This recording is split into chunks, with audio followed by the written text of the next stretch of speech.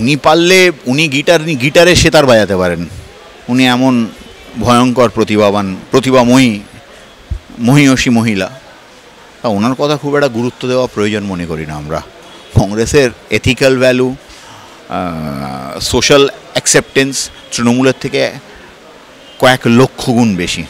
একেবারে স্পেন থেকে যে পরিষ্কার একটা প্রেস কনফারেন্স করে মমতা ব্যানার্জি এই রাজ্যের ক্ষেত্রে উনি বললেন যে দুটো সিট আমরা কংগ্রেসকে ছাড়তে পারি এবং তার থেকে একটা সিপিএম পেলে ক্ষতি নেই। এই বিষয়টা কিভাবে দেখছো? মানে একেবারে দয়াদাক্ষিণ্যের মতন অবস্থা, নাকি ইন্ডিয়া জোটেই এরকম কথাই হয়েছিল আলোচনা? অ্যারোগেন্সের তো সীমা পরিসীমা নেই মানুষের, আর অ্যারোগেন্স দেখাতে ট্যাক্সও দিতে হয় না সরকারকে, ফলে ঔদ্ধত্যের চরম সীমায় গিয়ে সমস্ত কথা বলবে। কংগ্রেসের একটা ওয়ার্কিং কমিটি আছে, কংগ্রেসের ওয়ার্কিং কমিটির বৈঠক গতকালকে হয়ে গেছে হায়দ্রাবাদে। একটা কংগ্রেসকে সামনে রেখে সমস্ত দল তারা বলছে যে ইন্ডিয়া জোটে কংগ্রেসই হবে প্রধান প্রতিপক্ষ, 300 সিটে আমাদের সরাসরি লড়াই বিজেপির বিরুদ্ধে। মমতা বন্দ্যোপাধ্যায় এই সমস্ত বলছে কারণ Mamata, you see the problem with Mamata Banerjee is she does not know where to stop. That is the basic problem. So এই চরম ঔদ্ধত্য এরকম। মজাটা কি জানো তো, সত্যজিৎ রায়ের একটা সিনেমা ছিল জলসাঘর। এই সিনেমাটাতে ছবি বিশ্বাসের সব শেষ হয়ে গেছে, কিছু নেই, কিন্তু শেষ মুহূর্তটাও সে আগে দিয়েছিল এবং বলেছিল গৃহস্বামীর অধিকার আগে।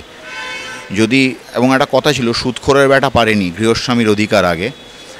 যদি সুদখোরের বেটা সত্যজিৎ রায়ের ভাষায় যদি বলতে হয়, যদি মমতা ব্যানার্জিকে প্রাধান্য দেওয়া হয় তাহলে জলসাঘর সিনেমাটা সত্যজিৎ রায় অন্যভাবে করতেন, ছবি বিশ্বাসকে নায়ক করে করতেন না। আর একটা কথা বলি, একজন 6 ফুট উচ্চতার মানুষ, তার ওজন যদি 80 কেজি হয়, তাকে না খাইয়ে যদি তুমি রাখো, তার ওজন কমে 60 কেজি হতে পারে, তার উচ্চতা 6 ফুট থেকে কমে 3.5 ফুট হবে না। কংগ্রেসের গায়ে গতরে কংগ্রেস কমেছে, কিন্তু উচ্চতা আভিজাত্য কংগ্রেসের সেখানেই আছে। তাই এই সমস্ত কমেন্টের আমরা প্রয়োজনীয়তা মনে করি না উত্তর দেওয়ার। এবং উদ্ধত লোকেদের কি হয় সেটা একেবারে যদি তুমি মহাভারত থেকে দেখো, কংস থেকে দেখো, তার আগে হিরণ্যকশিপু দেখো, আর রিসেন্ট টাইমে নরেন্দ্র মোদী, যে অহংকার এবং ঔদ্ধত্যের পতন হবেই। তো মমতা বন্দ্যোপাধ্যায় অহংকারের সেই চরম সীমায় পৌঁছেছে, তার পতন অনিবার্য।